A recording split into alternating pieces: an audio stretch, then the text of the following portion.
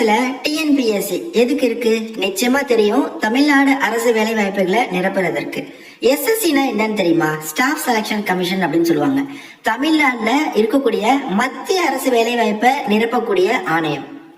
நம்ம பசங்க டிஎன்பிஎஸ்சி தேர்வுக்கு எவ்வளவு முன்னுரிமை கொடுக்கறாங்களோ இந்த எஸ்எஸ்சி தேர்வுக்கு கொடுக்கறது இல்லை. அதான் உண்மை. இந்த எஸ்எஸ்சி தேர்விற்கான இந்த வருட ஆனுவல் பிளானர் ரிலீஸ் ஆகியிருக்கு. ரொம்ப ரொம்ப முக்கியமான விஷயம், நான் ஷியோரா சொல்றேன். இந்த வீடியோ பார்த்து முடிச்சுட்டு நிறைய பேர் இந்த வீடியோல இருந்து ஓகே நம்ம எஸ்எஸ்சி எக்ஸாம்ஸ் ப்ரிப்பேர் பண்ணலாம், இந்த போஸ்டிங்ஸ்லாம் இதுல தான் வருதா அப்படிங்கிற மாதிரி நீங்க முடிவு பண்ணுவீங்க. Okay, coming back to the notification. SSC staff selection commission அப்படின்னு சொல்லுவாங்க. இங்க இருந்து பாத்தீங்கன்னா இந்த இயர்க்கான annual planner I mean tentative calendar வந்து ரிலீஸ் பண்ணிருக்காங்க. ஓகே, ஆல்ரெடி ரிலீஸ் பண்ணிருந்தாங்க, அதை இப்போ அப்டேட் பண்ணி திரும்ப ரிலீஸ் பண்ணிருக்காங்க. நான் இதுல முக்கியமான தேர்வுகள் என்னென்னவோ அதை தான் உங்களுக்கு சொல்ல போறேன். அதுல முதல் தேர்வு என்ன அப்படின்னா கம்பைன்டு கிராஜுவேட் லெவல் எக்ஸாமினேஷன், அதாவது எனி டிகிரி முடிச்சவங்களுக்கான வாய்ப்புங்க. இதற்கான நோட்டிபிகேஷன் எப்போ வந்து பாருங்க, வர 9/6 உங்களுக்கு வந்து இதற்கான நோட்டிபிகேஷன் வந்து ரிலீஸ் ஆகும் அப்படின்னு சொல்லியிருக்காங்க. இது என்ன வந்து கம்பைன்டு கிராஜுவேட் லெவல் எக்ஸாமினேஷன் அப்படின்னா தமிழ்நாட்டில் இருக்கக்கூடிய மத்திய அரசு அலுவலகங்கள், அதாவது போஸ்ட் ஆஃபீஸாக இருக்கட்டும், இன்கம் டேக்ஸ், ரெவன்யூ, ஜிஎஸ்டி, அப்புறம் வந்து ஐபி, அப்புறம் வந்து நார்காட்டிக்ஸ், இந்த மாதிரி எல்லா டிபார்ட்மெண்ட்ஸ்க்கு தேவையான ஆஃபீஸர்ஸ் மற்றும் அசிஸ்டன்ஸ் லெவல் ஃபில் பண்ணுவாங்க. இதற்கான கல்வி தகுதி எனி டிகிரிங்க. இதெல்லாம் பார்த்தீங்கன்னா வேற லெவல் சேலரி விடுங்க, அதை விட எக்கச்சக்கமான பெனிஃபிட்ஸாக இருக்கட்டும், ப்ரொமோஷன் லெவல்ஸ் எல்லாமே இருக்கு. நான் இந்த வீடியோவில் இந்த எஸ்எஸ்சி சிஜிஎல் எக்ஸாம் பற்றி நான் உங்களுக்கு ஃபுல் டீட்டெயிலாகவே நிச்சயமாக சொல்கிறேன். ஓகே, அடுத்து என்ன ப்ரோ அப்படின்னா எஸ்எஸ்சி சிஹெச்எஸ்எல் அப்படின்னு சொல்லுவாங்க, அதாவது combined higher secondary level examination. இதற்கான அறிவிப்பும் அடுத்த மாதம் 23ஆம் தேதி ரிலீஸ் ஆகுது. அது 9ஆம் தேதி, இது 23ஆம் தேதி. இது என்ன ப்ரோ அப்படின்னா இதே தாங்க, தமிழ்நாட்டில் இருக்கக்கூடிய மத்திய அரசு அலுவலகங்களுக்கு தேவையான எனி டிகிரி வேலை வாய்ப்பை கம்பைன்டு கிராஜுவேட் லெவல்னு சொல்லுவாங்க. 12ஆம் வகுப்பு அப்படி இல்லைன்னா டிப்ளமோ தரத்திற்கு இருக்கக்கூடிய வேலை வாய்ப்பை இந்த சிஹெச்எஸ்எல் கம்பைன்டு ஹையர் செகண்டரி அப்படின்னு சொல்லுவாங்க. இதில் கொடுத்துருக்காங்க பாருங்க 10+2 லெவல் அப்படின்னு சொல்லி, அதாவது 12th லெவல். ஓகே, அப்ப 10th இல்லையா ப்ரோ அப்படின்னா 10th இருக்கு. அதுல இருந்து ஒரு 3 நாள்ல மல்டி டாஸ்கிங் ஸ்டாஃப் அப்படின்னு நோட்டிபிகேஷன் ரிலீஸ் பண்றாங்க. இதுவும் தமிழ்நாட்டில் இருக்கக்கூடிய மத்திய அரசு நிறுவனங்களுக்கு தேவையான 10ஆம் வகுப்பு தகுதிக்கு தேவையான பணியிடங்கள். அப்ப பாருங்க 26/6. அப்ப அடுத்த மாசம் எவ்வளவு முக்கியமான நோட்டிபிகேஷன்ஸ் வருது பாருங்க. டிகிரி முடிச்சவங்களுக்கு மத்திய அரசு ஆணையத்துல இருந்து வருது, 12th ஆர் டிப்ளமோ முடிச்சவங்களுக்கு, 10th முடிச்சவங்களுக்கு. ஸோ எந்த அளவுக்கு ஒரு முக்கியமான விஷயம், பட் நம்ம பசங்களுக்கு தெரியல. இன்னொரு ஜாக்பாட் என்ன அப்படின்னா அடுத்த மாசம் 30ஆம் தேதி ஜூனியர் இன்ஜினியர், அதாவது ஜேஇ வேகன்சியுமே எக்ஸ்பெக்ட் பண்ணலாம் அப்படின்னு சொல்லியிருக்காங்க. இது என்ன ப்ரோ ஜேஇ அப்படின்னா இதுதாங்க பிடபிள்யூடி, அதாவது பொதுப்பணித்துறை இருக்குல்ல. ஸோ அங்க தேவையான ஜேஇ சிவில் எலக்ட்ரிக்கல் மெக்கானிக்கல் எப்பயுமே வருஷம் 3 எடுப்பாங்க. இதுவுமே பார்த்தீங்கன்னா உங்களுக்கு அடுத்த மாதம் 30ஆம் தேதி அட்வர்டைஸ்மெண்ட் ரிலீஸ் பண்ணி 21ஆம் தேதி வரை டைம் கொடுத்து டென்டேட்டிவா இந்த மாதங்கள்ல உங்களுக்கு தேர்வு வைக்கலாம் அப்படின்னு சொல்லியிருக்காங்க. ஓகே, ஸோ அடுத்த மாதம் கிட்டத்தட்ட 4 வேக்கன்சி, 4மே ரொம்ப ரொம்ப முக்கியமான வேக்கன்சி அப்படின்னு சொல்லலாம், எல்லாமே ரிலீஸ் ஆகுது. மீதி எல்லாமே பார்த்தீங்கன்னா இந்த கடைசி 3 வந்து டிபார்ட்மெண்டல் எக்ஸாம், ஆல்ரெடி எஸ்எஸ்சியில் ஒர்க் பண்ணுறவங்களுக்கு, அது நமக்கு தேவையில்லை. அடுத்து அக்டோபர் மாதத்தில் கான்ஸ்டபிள், அதாவது எஸ்எஸ்சி ஜிடி அப்படின்னு சொல்லுவாங்க, இந்த பதவியுமே பல லட்சம் பேர் வெயிட் பண்ணக்கூடிய வாய்ப்பு, 10ஆம் வகுப்பு தரத்துக்கு இருக்கக்கூடிய வாய்ப்பு. இது என்ன ப்ரோ அப்படின்னா இந்தியா முழுவதும் இருக்கக்கூடிய படைகள், அதாவது எல்லா படைகள் இதிலே கொடுத்துருக்காங்க பாருங்க, armed police force, NIA, SSF. So இந்த மாதிரி படைகளுக்கு தேவையான கான்ஸ்டபிள்ஸ் எல்லாத்தையுமே மொத்தமாக இந்த நோட்டிஃபிகேஷனில் போட்டு எடுப்பாங்க 10th பாஸ் பண்ணவங்களுக்கு. ஸோ அந்த நோட்டிஃபிகேஷன் அக்டோபர் மாதத்தில் வருது. இதெல்லாம் பார்த்தீங்கன்னா டிபார்ட்மெண்டல் எக்ஸாம், இது நமக்கு தேவையில்லை.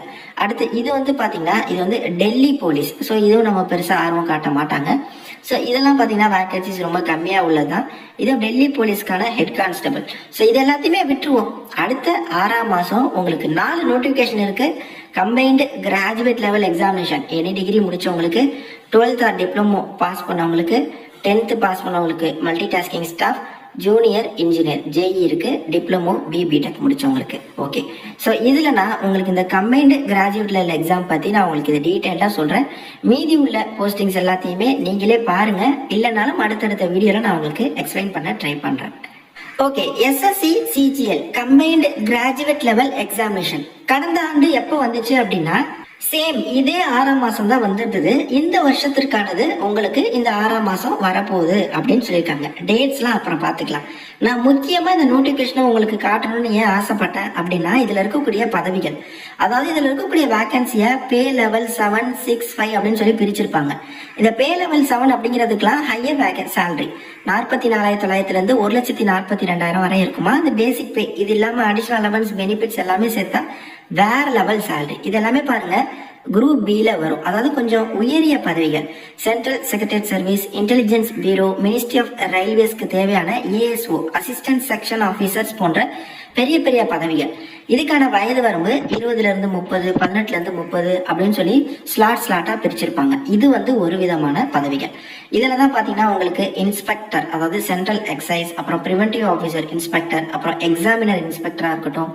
அதை விட ரொம்ப முக்கியமானது சிபிஐ, சென்ட்ரல் பியூரோ ஆஃப் இன்வெஸ்டிகேஷன்ல எஸ்ஐ, அப்புறம் மினிஸ்ட்ரி ஆஃப் கம்யூனிகேஷன்ல இன்ஸ்பெக்டர், அப்புறம் நார்காட்டிக்ஸ் டிபார்ட்மெண்ட்ல இன்ஸ்பெக்டர். அதாவது நம்ம பசங்களுக்கு இந்த மாதிரி பதவிகளுக்கெல்லாம் போகணும்னு ஆசை இருக்கும், கஸ்டம்ஸ்ல அப்படி இப்படின்ட்டு. ஆனா எப்படி போறது, எந்த நோட்டிபிகேஷனுக்கு அப்ளை பண்றது, எப்படி ப்ரிப்பேர் பண்றதுன்னு தெரியாது. அதுக்காக தான் நான் மெயினா இந்த வீடியோவை உங்களுக்கு மேக் பண்ணி போடுறேன். அடுத்து பாருங்க, பே லெவல் 6 அப்படின்னு சொல்லுவாங்க.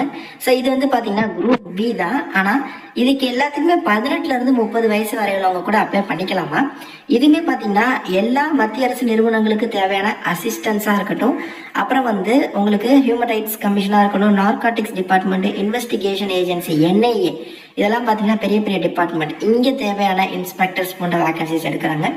அப்புறம் பே லெவல் 5 அப்படின்னு சொல்லுவாங்க. இதுல வந்து ஆடிட்டர், அக்கௌண்டன்ட் போன்ற பதவிகள் எடுப்பாங்க. அப்புறம் பே லெவல் 4 வரும். ஸோ இது வந்து சேலரி கம்மி, பட் இதுல போஸ்டல் அசிஸ்டன்ட், சார்ட்டிங் அசிஸ்டன்ட், அப்புறம் டாக்ஸ் அசிஸ்டன்ட் நிறைய பேர் எதிர்பார்க்குற பதவி டாக்ஸ் டிபார்ட்மெண்ட்ல. ஸோ இதுக்கு வந்து இந்த ஏஜ் லிமிட் வந்து ஸ்லாட்டா பிரிச்சிருப்பாங்க. 18ல இருந்து 27, 18ல இருந்து 30, 20ல இருந்து 30 அப்படின்னு சொல்லிட்டு என்ன வயது கொடுத்துருக்காங்களோ அதுல இருந்து பிளஸ் 3 இயர்ஸ் சேர்த்துக்கோங்க நீங்க பிசி, எம்பிசி, டிஎன்சி, பிசிஎம்னா. அதுல இருந்து பிளஸ் 5 இயர்ஸ் சேர்த்துக்கோங்க நீங்க எஸ்சி, எஸ்டினா. ஏன்னா உங்களுக்கு ஏஜ் ரிலாக்ஸேஷன் இருக்கு. கடந்த முறை டென்டேட்டிவ்லி 17,727 வேகன்சி அப்பீல் பண்ணாங்க கடந்த ஆண்டு. அதுல இருந்து அப்புறம் வேகன்சியை இன்க்ரீஸ் பண்ணியிருந்தாங்க. இதுல இருந்து ஒரு 1000 வேகன்சி சொல்ல நினைக்கிறேன். அதுக்கப்புறம் ஒரு 18,000 வேகன்சி கிட்ட வந்திருந்தது. இந்த முறையும் நம்ம நிச்சயமா வேற லெவல் வேகன்சி அப்படிங்கிறது நம்ம எக்ஸ்பெக்ட் பண்ணலாம். ஓகே, ஸோ அதே மாதிரி நான் ஆல்ரெடி சொன்ன மாதிரி அந்த ஏஜ் வந்து ஸ்லாட்டா பிரிச்சிருப்பாங்க. ஸோ அதுக்கு எந்தெந்த டேட்லேருந்து எந்தெந்த டேட்டுக்குள்ளே பிறந்தவங்க ப்ளஸ் ஏஜ் ரிலாக்ஸேஷன் டீட்டெயில்ஸ் எல்லாமே இருக்கும். இது எல்லாமே டீட்டெயில்டு நோட்டிஃபிகேஷன் வரட்டும், நான் உங்களுக்கு நிச்சயமாக நான் சொல்கிறேன். ஸோ இந்த நோட்டிஃபிகேஷன் காட்டுறது உங்களுக்கு ஒரு ஆர்வத்தை ஏற்படுத்த தான், இந்த பதவிக்கெல்லாம் நீங்கள் போகணும் அப்படின்னு சொல்லிட்டு. நீங்கள் தான் ஓகே எஸ்எஸ்சி சிஜிஎல்லாம் என்னென்ன பதவி வருது, எப்படி இருக்க போகுது எல்லாத்தையும் தெரிஞ்சுக்கணும். ஓகே, ஸோ இதில் முக்காவாசி பதவிக்கு ஏதோ ஒரு பேச்சுலர் டிகிரி முடிச்சிருந்தா போதும். ஏதோ ஒரு டிகிரி, ஆர்ட்ஸ் அண்ட் சயின்ஸோ இன்ஜினியரிங்கோ எந்த டிகிரி முடிச்சிருந்தாலும் பரவாயில்ல. சில பதவிக்கு தான் இந்த அக்கௌண்ட்ஸ், எக்கனாமிக்ஸ் அப்படின்னு கேட்பாங்களா, அதெல்லாம் ரொம்ப ரொம்ப சில பதவிகள், அதில் வேகன்சியுமே கம்மியாக தான் இருக்கும். மேக்சிமமா எல்லாரும் ஆசைப்படுற மாதிரி இருக்கிற எல்லா பதவிக்குமே எனி டிகிரி அப்படிங்கிறது முடிச்சிருந்தாலே போதுங்க.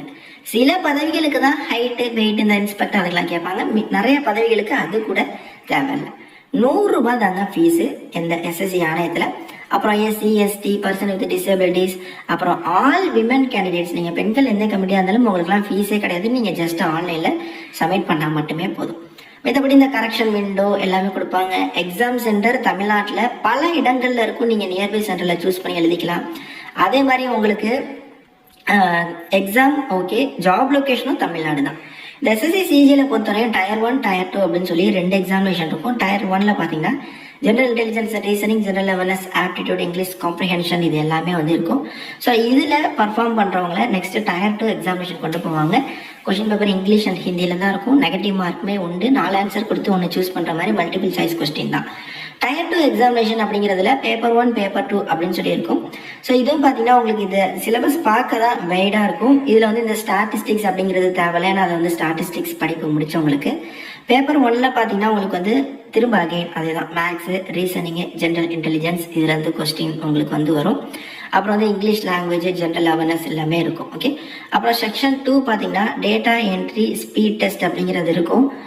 மேக்ஸிமம் பார்த்தீங்கன்னா இந்த எஸ்எஸ்சி சிஜில பொறுத்தவரையும் முக்காவாசி பதவிகளுக்கு ஸ்கில் டெஸ்ட் அப்படிங்கிறது வைப்பாங்க. ஓகே, அந்த ஸ்கில் டெஸ்ட் அப்படிங்கிறது எதர் கம்ப்யூட்டர் நாலேஜ் அப்புறம் டேட்டா என்ட்ரி ஸ்பீட் டெஸ்ட் அப்படிங்கிறது ரெண்டுமே இருக்கும். அதாவது டயர் 1 எக்ஸாமினேஷன் இருக்கும், டயர் 2 எக்ஸாமினேஷன் இருக்கும். அதுக்கப்புறம் ஸ்கில் டெஸ்ட் அதாவது டெஸ்ட் அப்படின்னு சொல்லுவாங்க, டிஎஸ்டி அப்படின்னு சொல்லுவாங்க. இந்த டெஸ்ட்டுமே வந்து உங்களுக்கு இருக்கும், டேட்டா என்ட்ரி ஸ்பீட் டெஸ்ட் அப்படிங்கிறது.